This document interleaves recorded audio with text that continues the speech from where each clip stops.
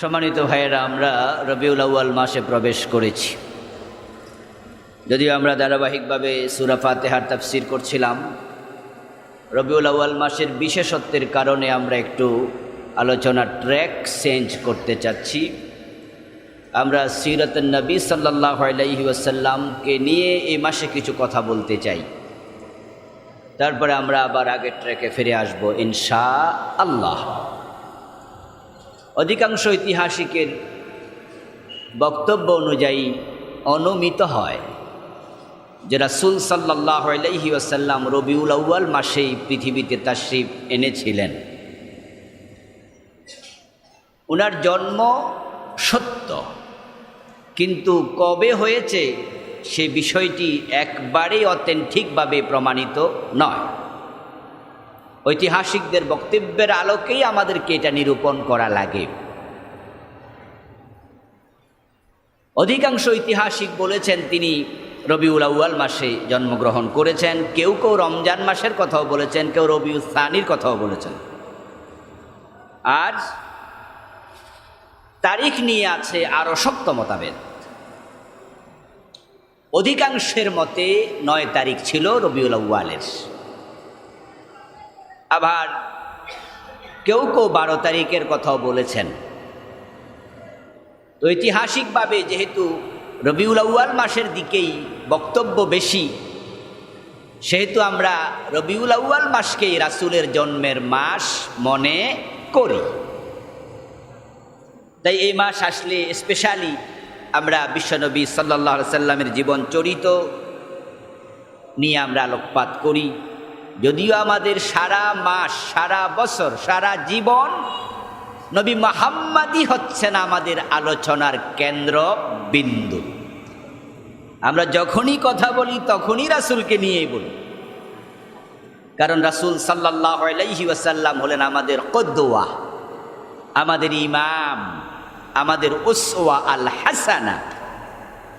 উনি আমাদের একমাত্র মডেল। এজন্য আমরা যখন ঘুমাতে যাই তখনও তার কথা মনে করেই ঘুমাই যে তিনি কোন কাতে ঘুমাইছে।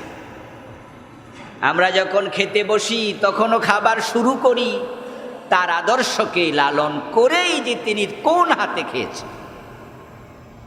আমাদের সামনে যদি কেউ বাম হাতে খায়, সাথে সাথে আমাদের মনে পড়ে যায় এটা আমার রাসূলের আদর্শের সাথে মিলছে না, এটা আমাদের ভালো লাগে না। আমি নিজে তো বাম হাতে খাবই না, অন্য কেউ খাক এটাও আমার পছন্দ, কারণ মডেল তিনি। একবারে পাকঘর থেকে সংসদ ভবন, চুল কাটা থেকে আন্তর্জাতিক বলয়, এভরি মোমেন্ট, প্রতিটা কাজে আমাদের জন্য আদর্শ, মডেল, উসওয়া মুহাম্মাদুর রাসূলুল্লাহ সাল্লাল্লাহু আলাইহি ওয়াসাল্লাম। এ কারণে আমরা সারা বছরই উনাকে নিয়ে কথা বলি, উনার মতো আমরা হতে চাই। জীবনের যে অসুন্দর জিনিসগুলো আছে উনার মতো করে সুন্দর করে সাজাতে চাই। যে কর্মের সাথে ইসলামের সওয়াবের কোনো সম্পর্ক নাই, যেমন ধরুন লাউ খাওয়া, মিষ্টান্ন খাবার গ্রহণ করা, এটার মাঝে শরীয়তের কোনো সওয়াবের বিধান নাই যে কেউ একটা মিষ্টি খাইলে 10 নেকি, 2টা খাইলে 20 নেকি, 3টা খাইলে 30 নেকি, হালুয়া এটুকু খাইলে একটুকু নেকি, একটুকু খাইলে একটুকু নেকি, এমন কোনো কথা কোনো হুজুর আজ পর্যন্ত ওয়াজ করছে? তাহলে হালুয়া খাওয়ার সাথে, মিষ্টি খাওয়ার সাথে সওয়াবের সম্পর্ক নেই। লাউ খেলে সওয়াব হয়, তাহলে লাউ ছোট কিনলে ছোট সওয়াব, বড় কিনলে বড় সওয়াব, এমন ওয়াজ কোনো হুজুর করছে? কিন্তু আমরা এরপরেও বলি যে আমার রাসূল লাউ যদি পছন্দ করেন এটা আমারও পছন্দ করা উচিত। এর মানে আমি রাসূলের মতোই হতে চাই সব কাজে। যদি এমনটা হয় যে পার্সোনালি আমার লাউ পছন্দ না, যদি এমনটা হয়, আমার উচিত আল্লাহর কাছে এই দোয়াও করা, আল্লাহ তোমার রাসূল লাউ পছন্দ করতো, আমার কেন অপছন্দ? আমি দোয়া করি তুমি লাউটাকে আমার পছন্দনীয় বানিয়ে দাও, কারণ একটা, তোমার রাসূল লাউ ভালোবাসতেন। এর মানে আমরা পুরা জীবন সাজাতে চাই যার মডেলে, তাকে নিয়েই তো কথা বলবো, এটাই তো একবারে স্বাভাবিক। আরবি একটি প্রবাদ আছে, মান আহাব্বা শাইআন আকসারা যিকরা।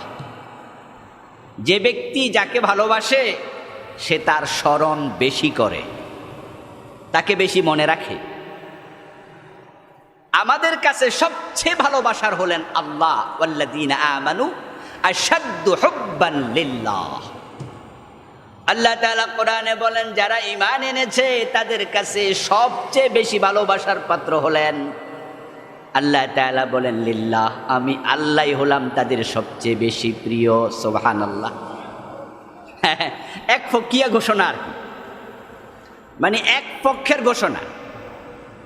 আল্লাহ নিজের পক্ষের ঘোষণা দিয়ে দিছে, যারা মোমেন তাদের কাছে আমি সবচেয়ে প্রিয়।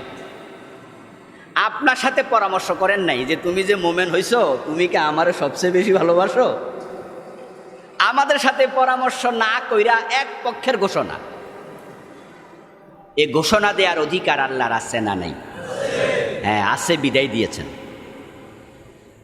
এর মানে তিনি বুঝাতে চান, যে নিজেকে মোমেন দাবি করবে সে আমাকে সবচেয়ে বেশি ভালোবাসতেই।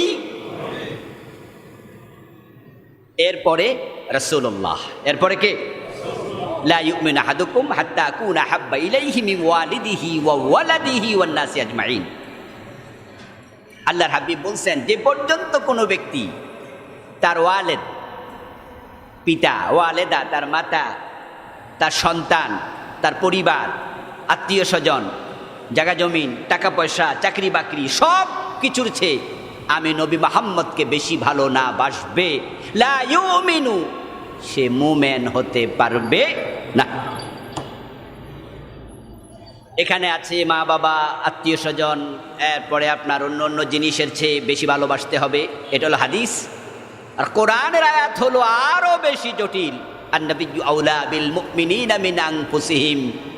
ছেলে মেয়ে মা বাবা নয়, আত্মীয় স্বজন নয়, টাকা পয়সা নয়, মুমিনের ভালোবাসা নবীর প্রতি হবে তার জানের চেয়েও বেশি। আন-নাবিয়্যু আওলা বিল মুমিনিনা মিন আনফুসিহিম, তার জানের চেয়ে বেশি। তাহলে যে নবী আমাদের জানের চেয়ে প্রিয়, ওনাকে ভালোবাসতে হবে। এটা জিবিল্লি, ফিতরতি অভ্যাসে পরিণত করতে হবে। আমার ছেলে যদি নবীর সুন্নাহর বাহিরে কোনো কাজ করে, আমার ছেলের কাজ আমার পছন্দ হবে না, হতে পারবে না। আমি তাকে বলবো, এটা কেন করেছো তুমি? রাসূলের সাথে মিলে নাই। আমার বাবা যদি করে, বাবার সাথে আমি রাব বিহেভ করবো, এটা জায়েজ নাই। বিনয়ের সাথে আমি বলবো যে বাবা এই কাজটা রাসূলের সুন্নাহর সাথে মিলে নাই, প্লিজ আপনি এটা করবেন না। যদি আপনি এইভাবে জীবনকে গড়ে তুলতে পারেন, তখনই প্রমাণ হবে আপনি বিশ্ব নবীকে সত্যিই ভালোবাসেন। নামের আগে আশেকে রাসূল লাগাইয়া ভালোবাসা দেখানো যায় না। নামের আগে সুন্নি, সুন্নি মুসলমান। একজন আলেমের সাথে গত 2 দিন আগে বা 3 দিন আগে মোবাইলে কথা বলছি, উনি তখন বললেন যে আমরা সুন্নি আলেমরা এটা বলি। আমি সাথে সাথে বললাম যে আপনার থেকে শব্দটা আমি আশা করিনি। আপনি সুন্নি বলে আমাকে কি বুঝালেন? তাহলে আমি সুন্নি না। তাহলে বিভক্তির বীজ আপনি আলেম হইয়া কেমনে বপন করেন? বাংলাদেশে তো শিয়া খুব একটা নাই, যারা আছে তারা এক সাইড হয়ে গেছে। আমরা কেউ শিয়াদের মসজিদে নামাজ পড়ি না, পড়তে যাইও না, তারা আলাদা। খারিজি নাই, রাফিজি নাই, মুতাজিলি নাই, কাদরিয়া নাই, জাবরিয়া নাই। তো শিয়া অল্প কিছু আছে, তারা তো আলাদা হয়ে গেছে। তাদেরকে বাদ দিলে যত মুসলমান আমরা সবাই কি? তাহলে আলাদা করে আপনি নিজেকে সুন্নি বলছেন কেন? এর মানে হলো নামের আগে সুন্নি লিখলে কেউ কেউ মনে করে আমি একবারে রাসূলের আশেক হইছি। না, রাসূলের ভালোবাসা এইভাবে লিখে প্রমাণ করবেন তা নয়, এটা লিখার জিনিস নয়। কোন সাহাবীর নামের আগে আহলে সুন্নি পাওয়া যায় না, সুন্নি পাওয়া যায় না, আশেকে রাসূল পাওয়া যায় না। কিন্তু তাদের মতো রাসূলের ভালোবাসা আমাদের অন্তরে আছে নাকি? সাহাবারা রাসূলকে যেভাবে ভালোবাসতেন আপনি ওই পরিমাণ পারেন? ভালোবাসতে হবে, কিন্তু তাদের ক্যাটাগরির ভালোবাসা আসলে আমাদের নাই। যে রাসূলের গায়ে তীর আসছে, আর হযরতে তালহা রাদিয়াল্লাহু তাআলা আনহু রাসূলকে বললেন আপনি পিছনে আসুন, আমি সামনে যাই। নিজের বুক পেতে দিলেন, রাসূলের গায়ে তীর পড়তে দেন নাই, নিজের বুকে পড়েছে। একটা দুইটা না, 70টার মতো আঘাত পাওয়া গেছে। ওনাকে জীবন্ত শহীদ বলা হতো। ওহুদের দিনে ঘটনা ঘটেছিল। আল্লাহর হাবিব যখন আহত হলেন, হেলমেট ভেঙ্গে ভিতরে বর্ষার শলাকা ঢুকে গেছে, সুচালু হইয়া রাসূলের মাথা ফেটে রক্ত ফিনকি দিয়ে বের হয়েছে, তিনি বেহুশ হয়ে গিয়েছিলেন। সাহাবায়ে কেরাম রাসূলকে কাঁধে নিয়ে ওহুদ পাহাড়ের উপরে উঠে গিয়েছিল।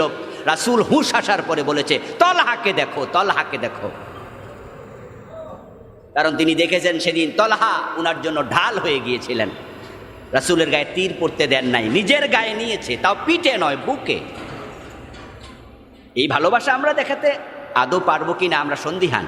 রাসূলকে আমরা ভালোবাসি, কিন্তু তাদের মতো নয়।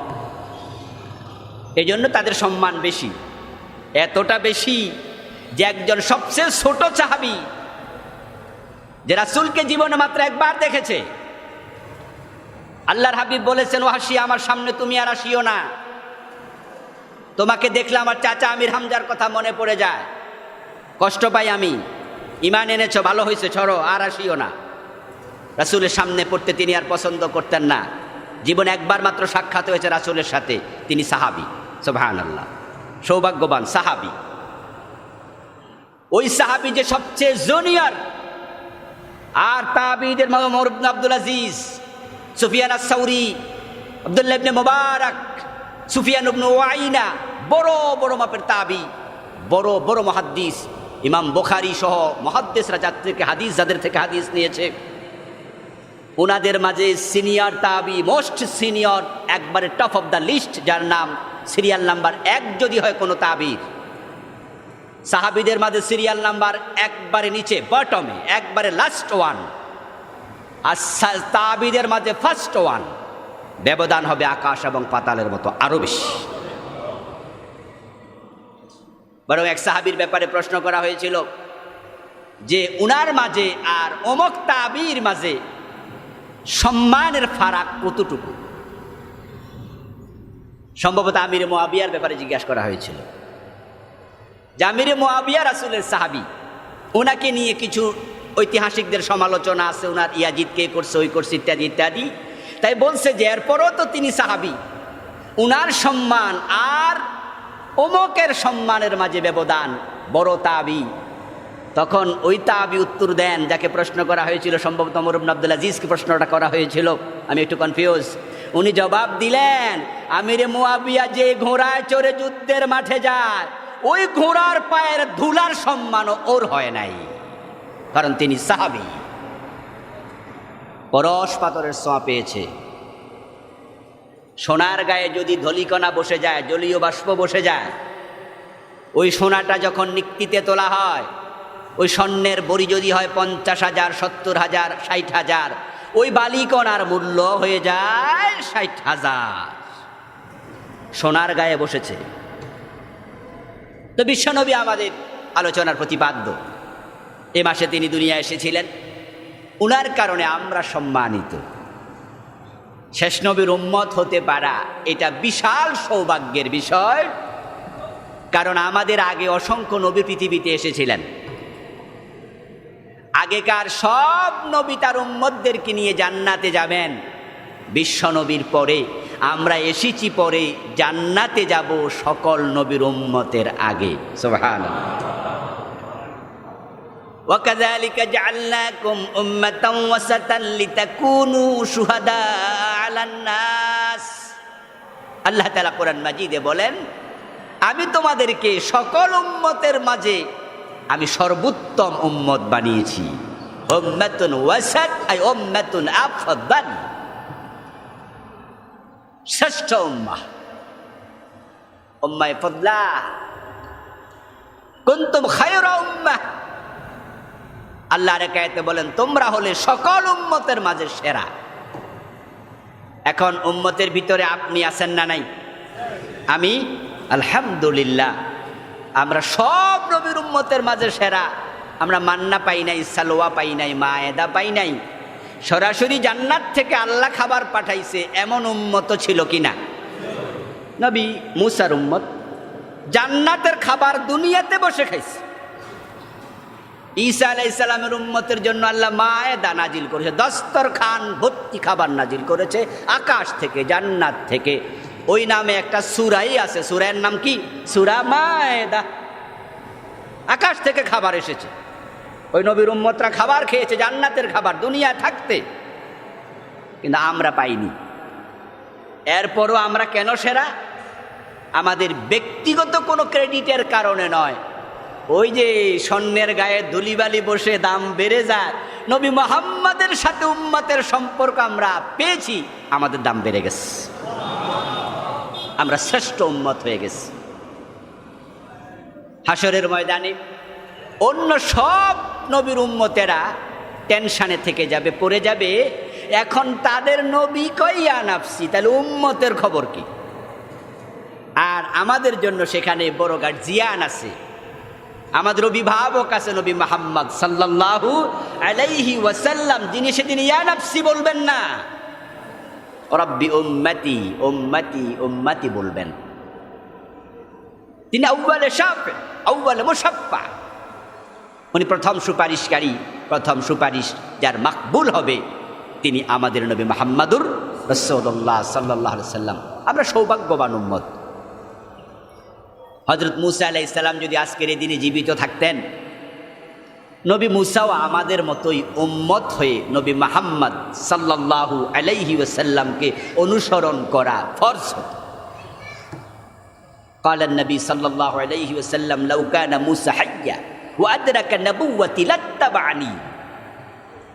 আল্লাহর হাবিব বলছেন, যদি মূসা জীবিত থাকতো আর আমার নবুয়ত কাল পেয়ে যেত, লামে তাকিদ দিয়ে বলছে লাত্তাবানি, অবশ্যই তিনি আমার অনুসরণ করতেন। সুবহানাল্লাহ। এখন সেই নবী নিয়ে আলোচনা করতে হলে প্রেক্ষাপট, উনার জন্মের আলোচনা, জন্মের আগের পরিবেশ নিয়ে কিছু কথা বলা দরকার। কারণ উনার জন্মের পরে, উনার নবুয়তের পরে আমরা পরবর্তী জীবন নিয়ে খুব বেশি আলোচনা করি, আলহামদুলিল্লাহ করতে হবে। সে অধ্যায়টা আলোকিত অধ্যায়, কিন্তু অন্ধকার যদি না থাকে আলোর মূল্যটা যথাযথ উপলব্ধি করা যায় না। এজন্য আলো অন্ধকার দুটা দেখলে বোঝা যায় আলোর দাম কত বেশি। রাসূলের জন্মের আগের যেই অধ্যায়টা ছিল পৃথিবীর, সেটা ছিল কালো অধ্যায়। এজন্য উনার আগমন কালকে তামাম পৃথিবীর সকল মানুষ মিলে নাম দিয়েছে আল আইয়াম আল জাহিলিয়া, অন্ধকার যুগ। আসলে যোগের কোনো দোষ নাই, যোগ অন্ধকার হয় না। قال النبي صلى الله عليه وسلم لا تسبوا الدهر فإن الله هو الدهر। لا تسبوا الدهر, তোমরা যোগকে গালি দিও না, যোগকে খারাপ বলিও না। যোগের কোনো দোষ নাই, যোগ আগে যেমন এখনো তেমন, সামনেও ঠিক থাকবে তেমন। খারাপ হলো যোগের মানুষগুলো। কালের দোষ নাই, তিলকাল আইয়াম নুদাবিলুহা বাইনান নাস। আল্লাহ বলে যোগ তো আমি ঘুরাই, ফাইন্নাল্লাহা হুয়াদ দাহর, আল্লাহ যোগের ঘূর্ণয়নকারী। যোগের কি দোষ? মানুষের দোষ। অর্থাৎ বিশ্বনবীর জন্মে যে সমাজে জন্ম হয়েছিল, ওই সমাজে যে মানুষগুলো ছিল, ওই মানুষগুলোর অন্ধকার অচ্ছন্ন চরিত্র ছিল, কলব ছিল নিকষ কালো, তাদের ভিতরে মানবিক কোনো গুণাবলী ছিল না। তারা নিচে নামতে নামতে এতটা নিচে নেমেছিল, হয়তো তার নিচে নামার আর কোনো জায়গাও বাকি ছিল না। এমন কোনো অপকর্ম ছিল না যা তারা করেনি।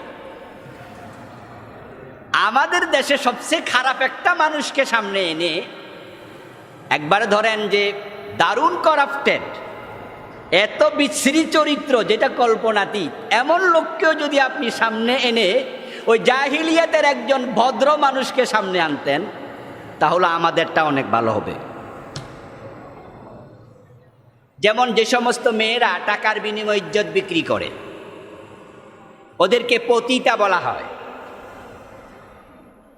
কিন্তু আজকের এই দিনে ওদেরকে যৌনকর্মী বলা হচ্ছে। সাংবাদিক ভাইদেরকে আমরা দৃষ্টি আকর্ষণ করছি, এ শব্দ বলবেন না। এই শব্দটা বড় নিকৃষ্ট শব্দ হয়ে গেছে। আপনার ব্যবহারের কারণে কর্মকে সম্মান করতে হবে, কোনো কাজ ছোট নাই। যারা জুতা সেলাই করে তার পেশাকেও সম্মান করুন, যারা মাছ ধরে জেলে তাদের পেশাকে সম্মান করুন, যারা গার্মেন্টস কর্মী পেশাকে সম্মান করুন, কুলিদের কুলিগিরিকে সম্মান করুন। এটা কর্ম। রাসূল নিজ হাতে জুতা ছিলিয়েছেন, কাপড় সেলাই করেছেন, আল্লাহর হাবিব ছাতা সেলাই করেছেন, প্রয়োজনে স্ত্রীদেরকে ঘরে রান্নার কাজ করে সহযোগিতা করেছেন। কোনো কাজ ছোট নয়, ছাগল চড়িয়েছেন। কিন্তু কখনো যৌনতা কর্ম হতে পারে না। এটা কর্ম হলে অপকর্ম কোনটা হবে? যে নারী টাকার বিনিময়ে ইজ্জত বিক্রি করে জেনা করছে, এই তো কথা। কথা বলেন না কেন? আমার ভাইরা কি করতেছে? তো জেনা যদি কর্ম হয়, অপকর্ম কোনটা? কিন্তু বলা হচ্ছে যৌনকর্মী। আস্তাগফিরুল্লাহ। এই শব্দগুলো কি হবে জানেন? বিস্ফোরা। ছোট হয়ে ওঠে, এত বড় হয়ে যায়। এই শব্দ জাতির জন্য বিস্ফোরা হবে। এই শব্দের দিকে তাকাইয়া কিছু মহিলা বলবে তাহলে তো খারাপ না, গার্মেন্টসে কাজ করলে গার্মেন্টস কর্মী, এই আকাম করলে হয় যৌনকর্মী, অসুবিধা কোথায়? কর্মকে ছোট করা হচ্ছে। এই জন্য শব্দটি অপব্যবহার করা হচ্ছে। যৌনকর্মী বলতে কোনো শব্দ থাকবে না, পতিতা বলতে হবে। তাহলে শব্দের দিকে তাকাইয়া হলো কিছু মেয়ে কমপক্ষে এই কাজে।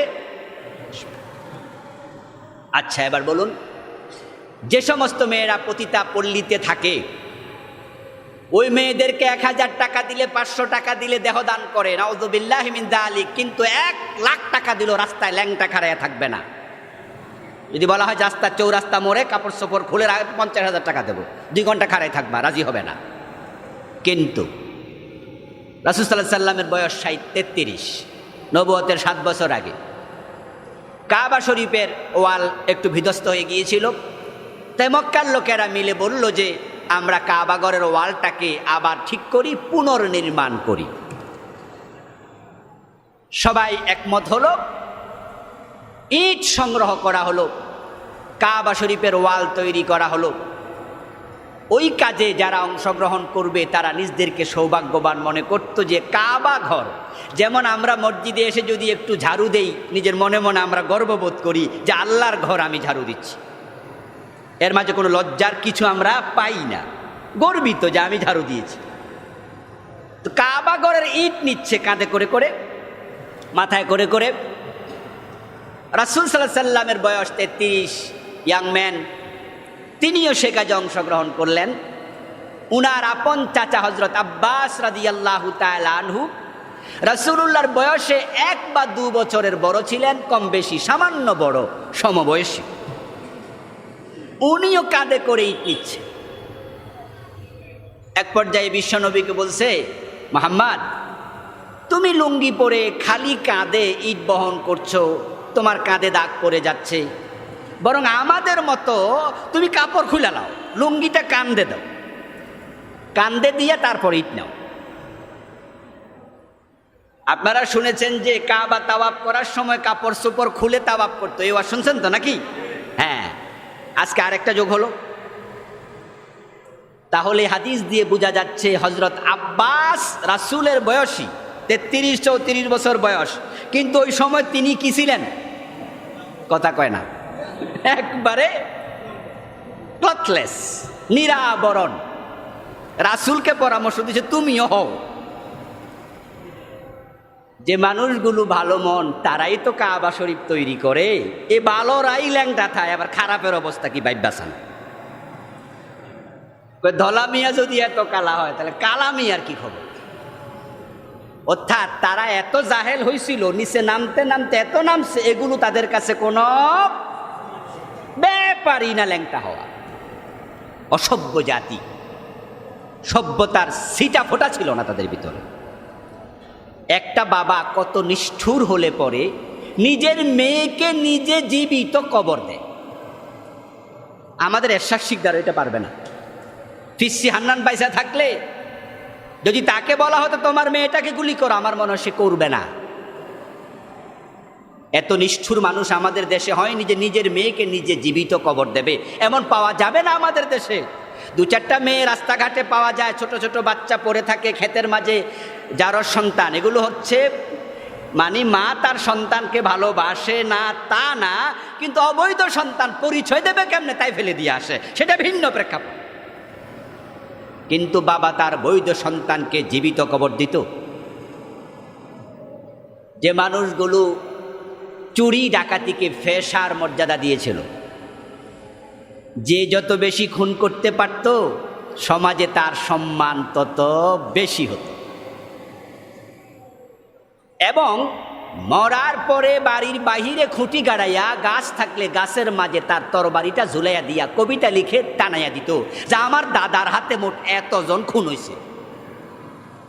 আর এলাকার অন্য অন্যরা এসে আফসুস করত, আহ আমার দাদা তোর দাদার মতো হইতে পারল না রে। আর সে গর্ব করে বলতো, দেখো আমার দাদা কি জিনিস, ওর হাতে এতজন খুন হয়েছে। আমাদের দেশে খুন খারাপই আছে না নাই? কিন্তু কেউ যদি খুনি বলে কাউকে খুশি হবে? এরা সে কত বালা। ওরা মদ পান করত দিবালোকে, ছেলে মেয়ে বাবা মা একসাথে বসে। কবিতার প্রতিপাদ্য ছিল মদ, নারী এবং যুদ্ধ, WWW wild war and women. Imrul Kayes পৃথিবীর সেরা কবি। রাসূল সাল্লাল্লাহু আলাইহি ওয়াসাল্লামের জন্মের কিছুদিন আগে সে মারা গেছে, যেটুকু আমার জানা, যদি ভুল না হয়। রাসূলের যুগের কবি, সমসাময়িক, তার জন্মের সময় সে ইমরুল কায়েস ছিল। আজ পর্যন্ত তার মতো কবি পৃথিবীতে আসেনি। আল্লাহর হাবিব বলছেন, হাসরের মাঠে ইমরুল কায়েস হবে সকল জাহেল কবিদের লিডার, তার হাতে থাকবে জাহালাতের পতাকা। তাকে অনুসরণ করে ইংরেজ কবিরা কবিতা লিখে, পৃথিবীর বিভিন্ন ভাষাভাষীর কবিরা কবিতা লিখে। এখনো আমরা তাফসীরে কাশাফ, উম্মুত তাফাসির যেটাকে বলা হয়, তাফসীরের ক্ষেত্রে অনবদ্য। যদিও এটা মুতাজিলি আকীদা তিনি লিখেছেন, আল্লামা সাহেব কাশাফ যিনি লিখেছেন, আল্লাহ ওনাকে ক্ষমা করুক, জামাশারি রাহেমাহুল্লাহ। তবে তার কোরআন বুঝার ব্যাপারে আহলে সুন্নাত ওয়াল জামাতের আলেমরা দ্বিমত করে না, বরং তার আকীদা একটু বিভ্রান্তি ছিল, আল্লাহ ক্ষমা করুক ওনাকে। লিখা হয়েছে কবিতা, মা ফাহেমাল কোরআন ইল্লাল আরাজান আহাদুহুমাল জামাখশারি ওয়া সানিহুমাল জুরজানি। যে পৃথিবীতে কেউ কোরআন বুঝেনি, তবে বুঝেছে দুইটা ল্যাংরা, একটা হলো জামাখশারি আর একটা জুরজানি, আল্লামা আব্দুল কাহার জুরজানি। খুব বড় মাপের পণ্ডিত ছিল। এই জন্য উনার তাফসীরে কাশাফে ইমরুল কায়েসের অনেক কবিতা, কোরআনের এই অর্থ এই, এই অর্থ এই, এটা দিয়ে ওটা বুঝাইছে, বুঝানোর জন্য ইমরুল কায়েসের কবিতা ফিট করছে। ওটা অনুসরণ করে পরবর্তী মুফাসসিররা অনেকে তাফসীর লিখেছে। ওই ইমরুল কায়েসের কবিতায় তার প্রেমিকা ওনায়েজা এত বেশি উপস্থিত যে কবিতা পড়তে গেলে অনেক সময় ওস্তাদ লজ্জায় আর পড়াইতে পারে না, এত নেকেট শব্দ লিখেছে। এই জাতীয় নেকেট শব্দগুলো মার্কা কবিতা কাবার গায়ে ওরা সোনালী হরফ দিয়ে লিখে ঝুলে রাখত। ওই মানুষগুলো এতটা নিচে নেমেছিল, বাবার সামনে তার সুন্দরী যুবতী মেয়েকে ধর্ষণ করত দিনে দুপুরে। ওই বাবা বাধা দেবে, বাবাকে হাত পা বেঁধে রাখত। বিচার চাইবে, চাওয়ার জায়গা নাই, পাওয়া তো দূরের কথা। কারণ সমাজ যারা চালাইতো তারা আরো বড় ধর্ষক। ঠিক আমাদের দেশেও কিন্তু কিছু কিছু ক্ষেত্রে আমরা আগাইছি। যেমন অনেক অফিসে আছে, ঘোষ চাইলে আপনি যদি বলেন যে অফিসার তোমার উপরের জনের কাছে বিচার দেব, ওই অফিসার হাসি দিয়া বলবো উনিও কম খায় না, বা আমি জানি সব আমি একা খাই না, উনারেও পার্সেন্টেজ নির্ধারণ করা আছে, কে কত পার্সেন্ট পাবে। তো ঠিক কার কাছে বিচার চাইবেন? বিচারক ধর্ষক। আরবের সমাজের কথা বলছি। আল্লাহ তাআলা ওই অন্ধকার যুগে বিশ্বনবীকে বানালেন সিরাজাম মুনীরা, উজ্জ্বল জ্যোতিষ্ক। সুবহানাল্লাহ। ইয়া আইয়ুহান নবী ইন্না আরসালনাকা শাহিদান ওয়া মুবাশশিরান ওয়া নাযীরা ওয়া দাঈয়ান ইলাল্লাহ। হে নবী, আমি আপনাকে পাঠালাম তাদের কাছে যারা অমানুষ, মনুষ্যত্বের কিচ্ছু নাই, ওই মানুষগুলোর কাছে আমি আপনাকে পাঠিয়েছি শাহিদান, আপনি তাদেরকে দেখবেন, রক্ষণাবেক্ষণ করবেন, মুবাশশিরান, সুসংবাদ দেবেন, নাযীরা, জাহান্নামের ভয় দেখাবেন, দাইয়ান ইলাল্লাহ, আল্লাহর দিকে ডাকবেন। সুবহানাল্লাহ পড়েন। কোন দিকে ডাকবেন? কার দিকে? রাসূলকে আল্লাহ পাঠাইছে কার দিকে ডাকার জন্য? আমরা দলের দিকে ডাকি। আমরা এখন দলওয়ালা হইছি। আমার দলে আসেন, আমার দলে আসলে 7 খুন মাফ। আর আমার দলের বাহিরে থাকলে আপনার ঈমান নিয়ে আমি সংশয় বোধ করি যে উনি এখনো পাক্কা ঈমানদার হইতে পারে নাই, হইলে তো আমার দলেই আসতো। মানে আপনি বুঝে নিছেন যে আপনি ইসলামের ঠিকাদার, আপনার ঠিকার বাহিরে যারা আছে তারা আর ইসলামে। দলের দিকে যারা ডাকে তারা দ্বীনের দিকে ডাকে না। দল করা না জায়েজ নয়। কুনতুম খায়রা উম্মাহ, তোমরা উম্মাহ, শ্রেষ্ঠ জাতি। ওয়াল তাকুম মিনকুম উম্মাহ, তোমাদের মাঝে দল থাকবে। ইয়াদউনা ইলাল খায়র, ওই দলের কর্মসূচি হবে মানুষকে কল্যাণের দিকে ডাকবে। কল্যাণ মানে জান্নাত নাকি? অকল্যাণ মানে জাহান্নাম। কল্যাণ মানে আখিরাত, আপনি আখিরাতের সফলতার দিকে ডাকবেন, জান্নাতের দিকে ডাকবেন। আপনি দল করবেন এই কারণে, কোনো অসুবিধা নাই, কিন্তু এটা মনে করবেন না যে আপনার দলের বাহিরে আর মুসলমান নাই। আপনার দলের বাহিরেও মুসলমান আছে। শুধু দলের দিকে ডাকলে আপনার এই ডাক জাহিলিয়াতের ডাক হবে। ডাকতে হবে দাইয়ান ইলাল্লাহ। কার দিকে? হ্যাঁ, আল্লাহর দিকে ডাকার জন্য আমরা একই দল করি। তাহলে আপনার দল হবে আল্লাহর দিকে ডাকার জন্য। আপনার পীর সাহেব হুজুরের দিকে আপনি ডাকবেন, কোনো অসুবিধা নাই, আল্লাহকে পাওয়ার জন্য। যে আমাদের পীর সাহেবের দলে আসো, আমাদের হুজুরের মুরিদ হও, কোনো অসুবিধা নাই। উদ্দেশ্য কিন্তু ক্লিয়ার হওয়া লাগবে। হুজুরের মুরিদ মানে হুজুরের গোলাম নয়। কার গোলাম? হুজুর নিজে কার গোলাম? আল্লাহর গোলাম। তা হুজুর আল্লাহর গোলাম হতে বলবে, আপনিও তাকে আল্লাহর গোলাম হতে বলবেন। আল্লাহ বলে কুনু ইবাদাল্লাহি ইখওয়ানা, তোমরাও আল্লাহর গোলাম হয়ে যাও, ভাই ভাই হয়ে যাও। আমার বন্ধু রাসূলুল্লাহ সাল্লাল্লাহু আলাইহি ওয়াসাল্লামকে আল্লাহ বলেন দাইয়ান ইলাল্লাহ, আমি আপনাকে আল্লাহর রাস্তার দাঈ বানিয়েছি, আহ্বানকারী বানিয়েছি। ওবিযনিহি সিরাজাম মুনীরা, এবং অন্ধকার যুগে আমি আপনাকে উজ্জ্বল আলোকবর্তিকা, সূর্যের মতো আলো দিয়া দুনিয়ায় পাঠাইছি। আপনি সিরাজুম মুনীর, আপনি আসলে আর অন্ধকার থাকবে না। সুবহানাল্লাহ, সুবহানাল্লাহ। সত্যি রাসূল সিরাজুম মুনীর। আমরা দেখেছি ওনার ইন্তেকালের আগে তিনি দ্ব্যর্থহীন কণ্ঠে ঘোষণা করেছেন, খায়রুল কুরুনি কারনি। ও দুনিয়ার মানুষ, তোমরা যেই যুগের নাম সবাই মিলে জাহিলিয়ার যুগ দিলা, অন্ধকার যুগ নাম দিলা, আমি নবী মুহাম্মদ ঘোষণা করছি আমার যুগ পৃথিবীর সর্বশ্রেষ্ঠ যুগ। খায়রুল কুরুন কারনি, সেরা যুগ আমার যুগ। এর মানে সে যুগে এখন আবু বকর তৈরি হয়েছে, ওমর তৈরি হয়েছে, ওসমান তৈরি হয়েছে, আলী তৈরি হয়েছে, তালহা তৈরি হয়েছে, জুবায়ের তৈরি হয়েছে, হ্যাঁ, আমর ইবনুল আস তৈরি হয়েছে, ইবনু আব্বাস তৈরি হয়েছে, ইবনু ওমর তৈরি হয়েছে। মক্কাতে 360 মূর্তি এখন নাই, মক্কাতে শুধু আল্লাহর ইবাদত চলছে। কাবার চাবি এখন মুসলমানের হাতে। সব জায়গায় তাওহীদের ঘোষণা হচ্ছে, আল্লাহু আকবার, মসজিদে আজান হচ্ছে। খায়রুল কুরুন হয়ে গেছে, এই মানুষগুলো পরিবর্তন হয়ে গেছে। সুবহানাল্লাহ। যোগ আগের মতো আছে, মানুষগুলো ভালো হয়ে গেছে। আল্লাহর হাবিবকে আল্লাহ তাআলা সিরাজুম মুনীর বানিয়ে পাঠালেন। আল্লাহর হাবিব যখন এসেছিলেন, ওই যুগের সামাজিক অবস্থা আমি আপনাদের কিছু বললাম, খুবই খারাপ ছিল। রাজনৈতিক দর্শন কি ছিল? রাজনৈতিক দর্শন আজকের মতো ছিল না। মূলত আরব বিশ্বে ছিল গোত্রভিত্তিক শাসন। ওখানে আজকে যেমন আল মামলাকা আস সাউদিয়া আল আরাবিয়া, আলাদা বিশাল একটি রাষ্ট্র, রাষ্ট্রপ্রধান সালমান। রাসূলের যুগে এরকম রাষ্ট্র ছিল না।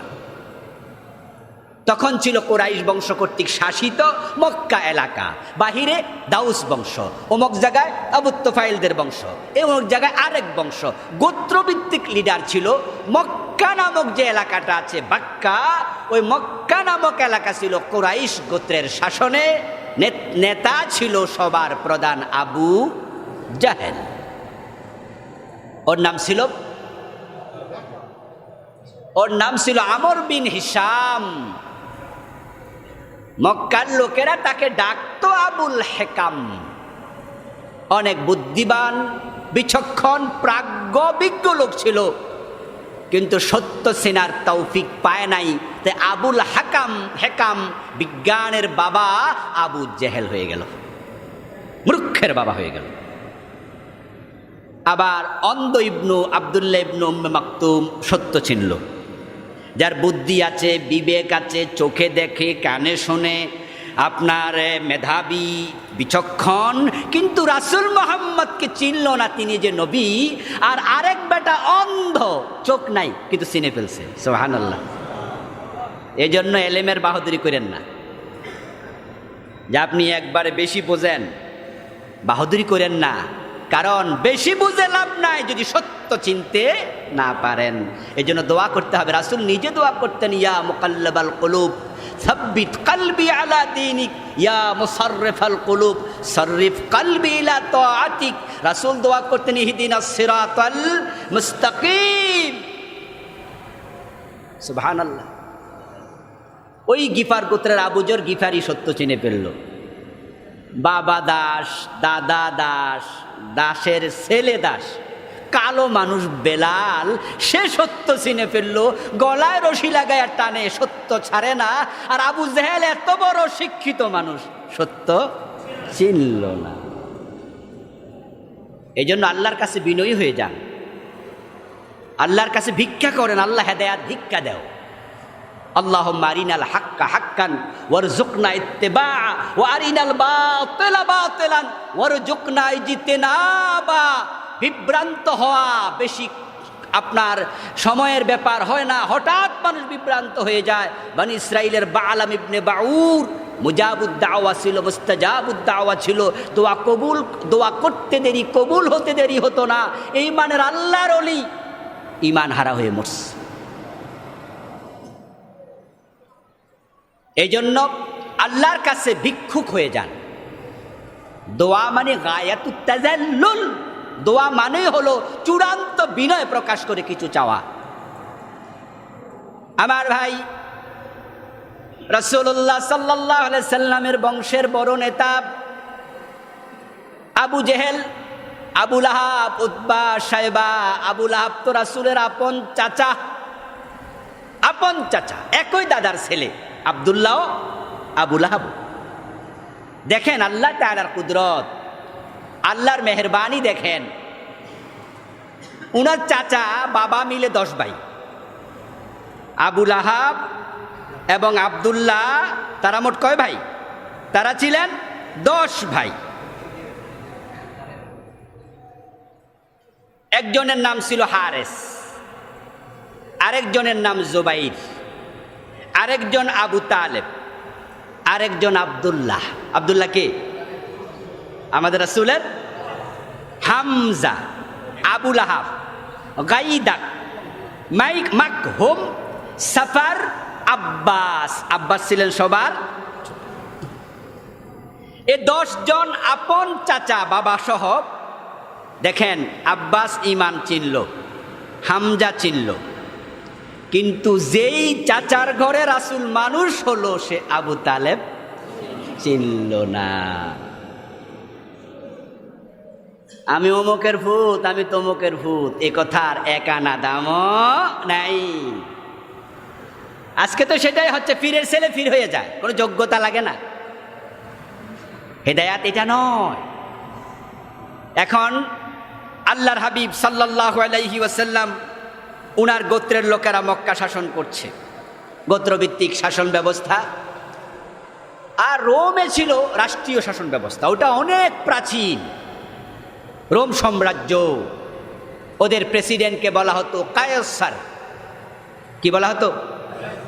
পারস্য ছিল সাম্রাজ্য, রাষ্ট্রীয় শাসন, প্রেসিডেন্টকে বলা হতো কিসরা। ইয়ামানে ছিল রাষ্ট্রীয় শাসন, প্রেসিডেন্টকে বলা হতো সাবা। কিন্তু আরব বিশ্বে এটা ছিল না। রাসূল সাল্লাল্লাহু আলাইহি সাল্লামের জন্মের রাজনৈতিক প্রেক্ষাপট আপাতত এর মাঝেই সীমাবদ্ধ। এইভাবেই সংসার সমাজ চলছিল। ধর্মীয় অবস্থা ছিল মূলত 4টি ভাগে বিভক্ত। নাজরান নামক এলাকা ছিল খ্রিস্টানদের দখলে। ইয়াসরাব, যেটাকে আমরা মদিনা বলি, সেটা ছিল পৌত্তলিক এবং ইয়াহুদিদের দখলে। ইয়াহুদি 3টা বড় বড় গোত্র, বনু নজির, বনু কুরাইজা, বনু কাইনুকা।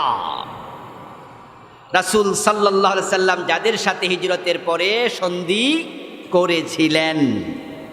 তাহলে মাঝে মাঝে শান্তির স্বার্থে কাফেরের সাথে, ইহুদির সাথেও সন্ধি করা যেতে পারে, শান্তির স্বার্থে। অশান্তি কাম্য নয়, অশান্তি কাম্য নয়। হুদায়বিয়ার সন্ধি হয়েছিল সরাসরি মক্কার পৌত্তলিকদের সাথে, মুশরিকদের সাথে। তাহলে মদিনা যাওয়ার পরে হয়েছিল ইহুদিদের সাথে, পৌত্তলিকদের সাথে। সুলহে হুদায়বিয়া হয়েছে সরাসরি পৌত্তলিকদের সাথে, মুশরিকদের সাথে। তাহলে শান্তির স্বার্থে নবী মুহাম্মদ সাল্লাল্লাহু আলাইহি ওয়াসাল্লাম সন্ধি করেছেন। এজন্য আমরাও যদি কোথাও শান্তির প্রয়োজন হয়, প্রয়োজনে ছাড় দিয়ে হলো সন্ধির মাঝে কল্যাণ। আল্লাহ কোরআনে বলেন আস-সুলহু খাইর। আপনারা যারা হুদায়বিয়ার সন্ধির শর্তাবলী পড়েছেন তারা জানেন কিছু কিছু শর্ত ছিল বড় অবমাননাকর রাসূলের জন্য। যেমন একটা সন্ধির শর্ত ছিল এরকম, একটা শর্ত ছিল মক্কা থেকে কেউ যদি মদিনায় পালিয়ে আসে তাকে ফিরিয়ে দিতে হবে, কিন্তু মদিনা থেকে কেউ পালিয়ে মক্কায় গেলে তাকে ফিরিয়ে দেয়া হবে না। কি আজীব! হযরত ওমর তো বলছেন, হুজুর এই সন্ধি মানি না, এই শর্তে সাইন করবেন না। রাসূল সাল্লাল্লাহু আলাইহি সাল্লাম সন্ধি করছেন। যে লোকটা মক্কা থেকে এসেছিল তার নাম ছিল সুহাইল। অবশ্যই সুহাইল পরে ঈমান এনেছে। সুবহানাল্লাহ, সুবহানাল্লাহ। যিনি কাফেরদের নেতা তিনিও ঈমান আনছে পরে। এই জন্য কাউকে চূড়ান্ত দুশমন মনে করতে নাই। আবু সুফিয়ান রাসূলের সবচেয়ে বড় দুশমন, 21 বছর দুশমনি করছে। মক্কাতে শুরু, মক্কা বিজয় পর্যন্ত, হিজরির 8ম সন পর্যন্ত করছে শত্রুতা, কিন্তু আল্লাহ মক্কা বিজয়ের দিন ঈমান দিয়ে দিচ্ছে। বড় দুশমনও বন্ধু হতে পারে। আবার কাউকে চূড়ান্ত বন্ধু মনে করবেন না, কারণ যে আজকে বন্ধু কালকে সেও দুশমন হতে পারে। তাই পেটে যত কথা আছে সব কইয়া দিয়েন না দোস্তরে, কারণ দোস্ত কালকে স্বার্থের কারণে দুশমন হতে পারে। আপনার কথা দিয়ে আপনাকে এবার ঠেকাইয়া দেবে। আমার ভাই সে সুহাইল, হযরত আলী লিখছিলেন সন্ধিটা। রাসূল বললেন যে এই সন্ধি হচ্ছে মুহাম্মদুর রাসূলুল্লাহর পক্ষ থেকে মক্কার কুরাইশদের সাথে। সুহাইল বলল, আমার অবজেকশন আছে। কি অবজেকশন? তোমাকে আমরা রাসূল যদি মানতাম তাহলে আর সন্ধি কি দরকার? তাই এখানে কেটে দাও, মুহাম্মদুর রাসূলুল্লাহর সাথে নয়, আব্দুল্লাহর বেটা মুহাম্মদের সাথে। এই কথাটা কি অবমাননাকর নয়? আল্লাহর হাবিব বললেন, আলী কেটে দাও, কেটে দাও, আমি শান্তি চাই। মুহাম্মদুর রাসূলুল্লাহ, মুহাম্মদ রাখো, মুহাম্মদ ইবনে আব্দুল্লাহ লিখে দাও, রাসূলুল্লাহ কেটে দাও, আমার আপত্তি নাই, তারপরও শান্তি চাই। এই নবীকে তারা সন্ত্রাসী বলে। ফ্রান্সে রাসূলের ব্যঙ্গচিত্র এঁকেছে। সুইডিশ সাংবাদিক রাসূলের মাথার উপরে পাগড়ি দিয়া, পাগড়ির উপরে বোমা দিয়া লিখছে টেররিস্ট মোহাম্মদ। নাউজুবিল্লাহ। রাসূল নাকি সন্ত্রাসী, অথচ উনার জীবন গবেষণা করলে আমরা দেখি উনার মতো শান্তিকামী পৃথিবীতে আর একজন মানুষও নাই। ওমা আরসালনাকা ইল্লা রাহমাতাল লিল আলামিন। ওই বুড়ি মহিলা পালাচ্ছে, মক্কা বিজয়ের দিন রাসূল তার ভোজা মাথায় এগিয়ে দিয়েছে, মাথায় নিয়েছে। যুদ্ধবন্দী মহিলা কাঁদছে, রাসূল প্রশ্ন করলেন, মহিলা কেন কাঁদছে? নিশ্চয় তোমরা বেয়াদবি করছো, অসুন্দর আচরণ করেছো। নিষেধ করেছি না? যুদ্ধবন্দী নারীদের সাথে বেয়াদবি করা যাবে না, খারাপ আচরণ করা যাবে না, বাচ্চাদের সাথে খারাপ আচরণ করা যাবে না, গাছপালা কাটা যাবে না, নিষেধ করেছি না? সাহাবারা বলে, ইয়া রাসূলুল্লাহ, আমরা বেয়াদবি করি নাই, কেন কাঁদে আমরা জানি না, আপনি একটু খোঁজ নেন। ভিন্ন কারণ। রাহমাতুল লিল আলামিন। হযরত আলী বললেন, ইয়া রাসূলুল্লাহ, এই বেটা সুহাইল আপনাকে রাসূল মানে না, আমি তো মানি।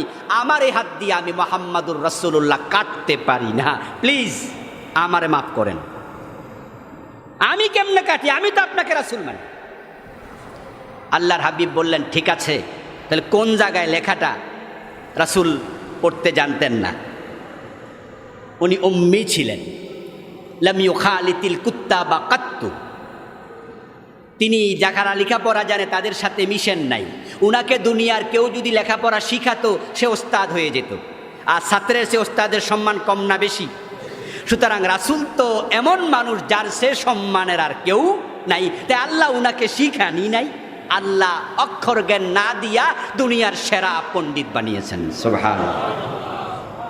বুইস্তু মুআল্লিমা, রাসূলকে আমি ছাত্র হব কেন? আমি তো শিক্ষক হিসেবে আইছি। তো লেখাপড়া উনি জানতেন না, কারো থেকে শিখেন নাই, প্রয়োজনও হয় নাই। তাই আলীকে বললেন, আলী দেখায় দাও। হযরত আলী দেখাইয়া দিলেন, আল্লাহ রাসূল নিজ হাতে কেটে দিলেন। সন্ধির শর্ত অবমাননা কর, তারপরও তিনি মানলেন, কারণ তিনি শান্তিপ্রিয়। রাসূল সাল্লাল্লাহু আলাইহি ওয়াসাল্লাম যে সমাজে এসেছিলেন, ওই সমাজের ইয়াহুদি, তাদের সাথেও তিনি সন্ধি করেছেন, মুশরিকদের সাথে করেছেন। শান্তিকে প্রাধান্য দিতে হবে, এমন কাজ করা যাবে না যেটাতে শান্তি বিনষ্ট হতে পারে। এটা রাসূলের আদর্শ। সবাই ভালো করে শুনে নেন, শান্তি বিনষ্ট হয় এমন কাজ করা যাবে না। রাসূল যে যুদ্ধগুলো করেছেন, এগুলো ঠেকায় পড়ে, বিপদে পড়ে করছে, না হয় তিনি যুদ্ধ পছন্দ করতেন না। এজন্য তিনি আক্রমণকারী হতেন না। ওরা আসতো, তখন বাধ্য হইয়া যুদ্ধ।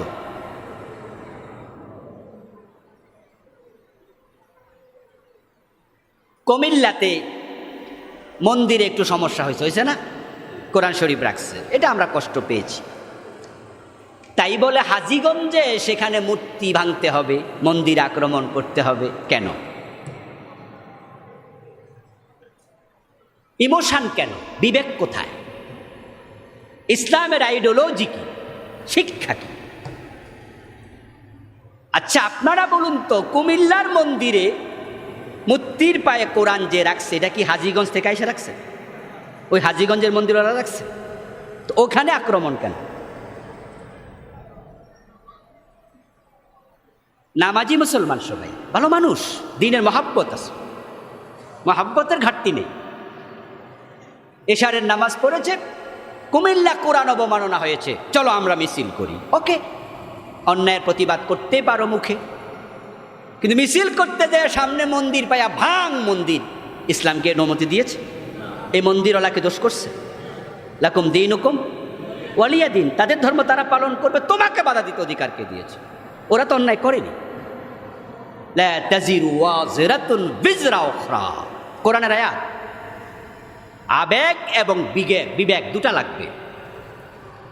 বিবেকহীন আবেগ তোমাকে ধ্বংসের দিকে নেবে, মুফজিজুন ইলাল জাজবে, তোমার পাগল বানায়া দেবে। বিবেকের সাথে আকল, আবেগ, আবেগ না থাকলে কাজে মজা পাওয়া যায় না, আবেগ লাগবে। কাজ বাস্তবায়ন করতে হলে শুধু শক্তি থাকলে হবে না, কাজের মাঝে মজা লাগবে, মজা তৈরি করবে আবেগে। কিন্তু বিবেকহীন আবেগ তোমাকে পাগল বানাবে। এই জন্য কোরআনের বক্তব্য কি?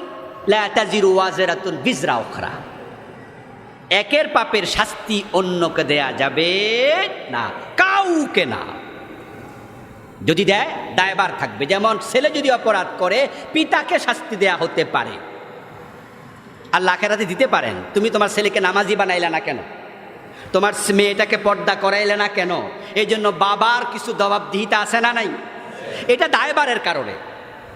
অধীনস্থ ছিল। আলা কুল্লুকুম রাইন ওয়া কুল্লুকুম মাসউলুন আন রাইয়াতিহি, অধীনস্থের ব্যাপারে জবাব দিতে হবে। কিন্তু এখন কুমিল্লাওয়ালা অন্যায় করছে, হাজীগঞ্জওয়ালার কি দোষ? ওখানে মিছিল করলো, পুলিশ গুলি করলো, কিছু লোক মরে গেল, আমরা শহীদ বললাম। কিন্তু আল্লাহ যদি প্রশ্ন করে তোমার এখানে শহীদ হইতে কইছে কেনা? এখানে এসে তোমাকে কে বলেছিল তাদের মন্দির আক্রমণ করতে? বাংলাদেশের ছোট্ট ঘটনাকে নিয়ে যদি আমরা সবাই পাগলের মতো হয়ে যাই, বিবেকহীন হয়ে যাই, সামনে পাও মন্দির ভাঙো, মূর্তি ভাঙো, বলুন তো ভারতের হিন্দুরা ওখানে মসজিদ ভাঙ্গা শুরু করার সম্ভাবনা আছে না নাই? রেজাল্ট কি হলো? রেজাল্টটা হলো কি? ইসলাম এটা বলে না। শান্তির স্বার্থে, কথা বুঝেন কিন্তু, শান্তির স্বার্থে নবী মুহাম্মদ সন্ধি করেছেন, অবমাননাকর শর্ত মেনে নিয়েছেন, এরপরও শান্তি চাই। তবে হ্যাঁ, যারা অন্যায় করেছে, কোরআনকে যারা হেয় করেছে, 90% মুসলমানের দেশে তাদের বিচার হওয়াটা আবশ্যক। এ দায়িত্ব সরকারের, ঠিক কিনা? ইতোমধ্যে সরকার তদন্ত শুরু করেছে, আমরা আশা করি তারা বিচারের আওতায় আনবে।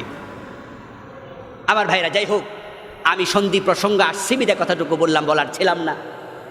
বিশ্বনবী সাল্লাল্লাহু আলাইহি সাল্লাম দেখেছেন নাজরানে আছে খ্রিস্টানেরা, মদিনায় আছে ইহুদিরা, মক্কায় আছে পত্তলিকেরা। এখানে ইহুদিও নাই, খ্রিস্টানও নাই, সবাই মূর্তি পূজক। মক্কার ভিতরে বাহিরে, কাবার ভিতর বাহিরে 360 মূর্তি। আস্তাগফিরুল্লাহ। আর ওরা খুঁজা জায়গা পাইছে না। ইব্রাহিম আলাইহিস সালাম কি মূর্তি রাখার জন্য কাবা বানাইছিল? আহা, দিনের বুঝের ভিন্নতা কতটা দূরে নিয়ে যায় দিন থেকে। ফাকাদ দাল্লা দালালাম বাঈদা। কিছু মানুষের ব্যাপার আল্লাহ বলে তারা দিন থেকে সরতে সরতে সরতে সরতে অনেক দূরে চলে গেছে। ইব্রাহিম কাবা বানাইলো আল্লাহর জন্য, আর তারা সেখানে মূর্তি ঢুকাই দিল। করলো কেন? হলো কি? বুঝের ভিন্নতা। যে আবু তালেব এই মূর্তি পূজারী ছিল, উনার বাবা আব্দুল্লাহ, উনার বাবা আব্দুল মুত্তালিব রাসূলের দাদা, কাবার মুতাওয়াল্লি ছিলেন। আল্লাহর হাবিবের বিয়ের সময় আবু তালেব খুতবা দেয়, খুতবার মাঝে আল্লাহর প্রশংসা করে, কাবার প্রশংসা করে, রাসূলের প্রশংসা করে, কিন্তু মূর্তি ছাড়ে না। আলহামদুলিল্লাহিল্লাযী জাআলানা মিন যুররিয়্যাতি ইব্রাহিম ওয়া যারঈ ইসমাঈল। সমস্ত প্রশংসা সে আল্লাহর, যিনি আমাকে ইব্রাহিমের বংশে পাঠাইছে, ইসমাঈলের দিকে। ইব্রাহিমের 2 ছেলে ইসহাক, আরেক ছেলে ইসমাঈল, আমার ইসমাঈলের বংশে পাঠাইছে। আমি আল্লাহর শুকরিয়া করি। ওয়া জাআলা লানা বালাদান হারামা, আল্লাহর শুকরিয়া, আল্লাহ মসজিদে হারামের শহরে আমারে পাঠাইছে। আবু তালেব বলতেছে, কে বলতেছে? ওয়া বাইতান মাহজুজা, এমন ঘর আল্লাহ আমাদের অধীনে করে দিয়েছে, ঘরের খাদেম আমাদেরকে বানাইছে, ওই ঘরটা, ওই এলাকা আমাদেরকে পাঠাইছে, যে ঘরে হজ করার জন্য তাম দুনিয়ার মানুষ ছুটে আসে। আল্লাহর ঘরের প্রশংসা, আল্লাহর প্রশংসা, ইব্রাহিমের প্রশংসা। ওয়ান্না মুহাম্মদ ইবনে আব্দুল্লাহ লা ইউজানু বিহি ফাতাম মিন কুরাইশিন ইল্লা রুজ্জিহা বিহি বারাকাতাও ওয়া ফাদলাও ওয়া আদলা। আজকে যে ভাতিজা মুহাম্মদের বিয়ে, ওই মুহাম্মদ এমন এক ছেলে যার মতো যোগ্য, প্রাজ্ঞ, বিজ্ঞ, পণ্ডিত এই কাবার জমিনে একটা ছেলেও নাই। রাসূলের প্রশংসা, আল্লাহর প্রশংসা, ইব্রাহিমের প্রশংসা, ইসমাইলের প্রশংসা, কাবাগরের প্রশংসা, নবী মুহাম্মদের প্রশংসা শোনার পরে মনে হয় কত বড় মুত্তাকি। অথচ মরার সময় রাসূল কয়, চাচা একটা বার কালেমা পড়েন? কয়, জি না। মানেটা কি? মানে হলো সত্য বুঝতে ব্যর্থ হয়েছে, বুঝতে পারেনি। এই কাবাতে মন্দির মূর্তি ছিল না, এটা আল্লাহর ঘর, আল্লাহর ইবাদত চলছে। আপনারা জেনে থাকবেন ইসমাইল আলাইহিস সালামের মা হাজেরা এবং উনার ছেলে ইসমাইল সারা কাবার আশেপাশে থাকার লোকও ছিল না। জিবরিল আমিনের নির্দেশনায় হযরত ইব্রাহিম যখন ছেলে এবং স্ত্রীকে রেখে যান সেখানে কোনো জনবসতিও ছিল না, পানিও তো নাই।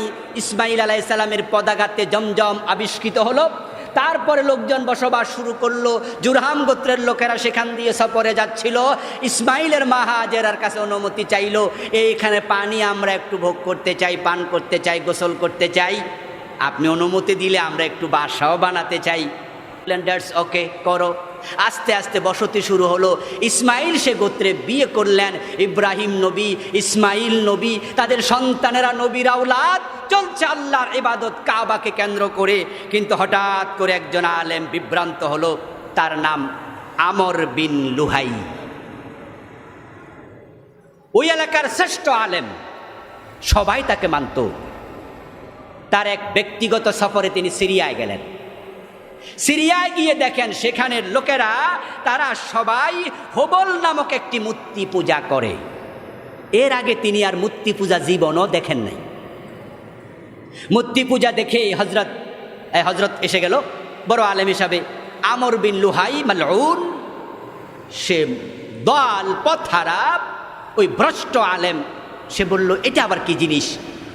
ও লোকেরা ব্যাখ্যা করলো, উনি হচ্ছেন আল্লাহর প্রিয় বান্দাদের একজন, যার প্রতীকী একটি নমুনা আমরা বানাইছি যেন আল্লাহর কথা আমাদের বেশি বেশি মনে থাকে, তাকে দেখলে তার নসিহাগুলো আমাদের মনে পড়ে। উনি বললেন ভালো কথা তো, আল্লাহর ভালো বান্দা দেখলে আল্লাহর কথা মনে পড়বে, এটা তো স্বাভাবিক, তাহলে আমিও একটা নেই। উনি সিরিয়া থেকে ফেরার পথে হোবল একটা মূর্তি কান্দে করে আনলেন। মক্কার লোকজন তো দেখে বলল, হুজুর এটা আবার কি জিনিস। উনি বললেন যে এক আল্লাহর প্রিয় বান্দা, সিরিয়ায় গিয়ে দেখেছি লোকেরা তাকে পূজা করছে, তাকে ডাকছে, উপাসনা করছে, তার ওসিলা ধরে আল্লাহর কাছে যাচ্ছে। আমিও মক্কার ভিতরে মন্দিরা রাখতে চাই, মূর্তি রাখতে চাই, তোমরাও একে ওসিলা করে আল্লাহর কাছে চাও। শুরু হয়ে গেল। পরে এবার তায়েফে লাত, লোহিত সাগরের কোনায় মানাত, নাখলা নামক জায়গা উজ্জা, দু নারী পুরুষ কাবার ভিতরে ঢুকে জেনা করেছে। দুটার শরীর আল্লাহ পাথর বানিয়ে দিয়েছে, একটার নাম ইয়াসাব আর একটা নায়লা। ওই জালেমগুলো কয় ওরাও আল্লাহর ওলি। আস্তাগফিরুল্লাহ। যেমন বাংলাদেশে যেমন ল্যাংটা বেডা ওলি হয়, আছে না বিভিন্ন জায়গায় ল্যাংটা ফিরের মাজার, মানে ওই জাহালত আবার আসতেছে আর কি। এ দুইটা ব্যভিচার করেছে কাবার ভিতরে, আল্লাহ পাথর বানিয়ে দিয়েছে। ওরা পাথর দুইটা নিয়ে একটা সাপা পাহাড়ে আর একটা মারোয়া পাহাড়ে গেড়ে দিল, গেড়ে দিয়ে আবার তারা দৌড়াদৌড়ি করে ওদের ফজিলত লাভ করার জন্য। এইভাবে 360 মূর্তি আসলো একজন আলেমের বিভ্রান্তির কারণে। এজন্য অন্য সাধারণ মানুষের তুলনায় আলেমদেরকে বেশি সতর্ক হওয়া দরকার। মাউতুল আলেম কামাউতিল আলাম, আলেমের মৃত্যু পৃথিবীর মৃত্যুর মতো, ঠিক অনুরূপ দিল্লাতুল আলেম কা দিল্লাতিল আলাম। একজন বড় আলেম যখন পথহারা হয় মনে হয় যেন গোটা পৃথিবী পথহারা হয়ে গেল। ওই আমর বিন লুহাইয়ের কারণে কাবায় মূর্তি পূজা শুরু হলো, অন্ধকারচ্ছন্নতা বেশি আসলো। আল্লাহ নবীকে সিরাজুম মুনির বলে পাঠালেন, নবুয়ত কাল আসলো। নবুয়ত পাওয়ার পরে পরিস্থিতি কোন দিকে গেল ইনশাআল্লাহ আমরা আশা করি ধারাবাহিকভাবে একাধিক জুমায়ে কথাগুলো বলবো। আল্লাহ তাআলা বিশ্ব নবীকে আমাদের জীবনের আদর্শ হিসাবে গ্রহণ করার তৌফিক আমাদের দান করুন, আমিন। এ প্রত্যাশা রেখে শেষ করছি। আসসালামু আলাইকুম ওয়া রাহমাতুল্লাহি ওয়া বারাকাতুহু।